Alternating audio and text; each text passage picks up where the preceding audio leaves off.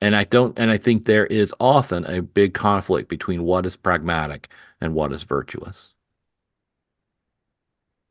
Yeah. because of the nature of the social arrangement that characterizes the world.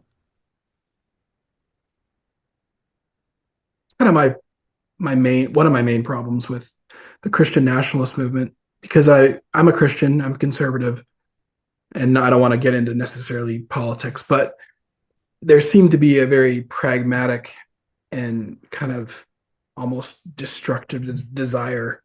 And I even saw someone say the quiet part out loud. They don't want the US to reform, they want it to be basically be destroyed. I don't know, I don't think that's universal in the movement, but it was a very like, let's burn it all down type Yeah. of vibe.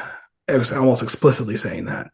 Well, Um, regardless of what their political program is, my the point I return to is that many of these people really are so caught up in the culture war that they believe that their ends justify whatever means.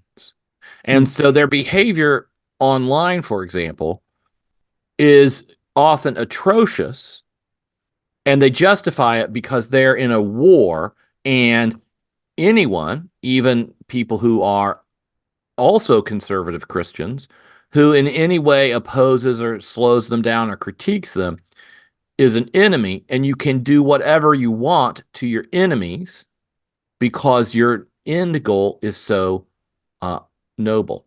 And I think that kind of ends justifying the means, that kind of instrumentalism, consequentialism, is inimical to real Christian ethics and to real Christian virtue.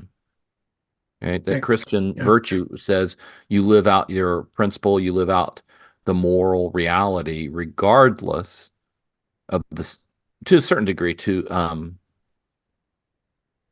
regardless of the consequences, right?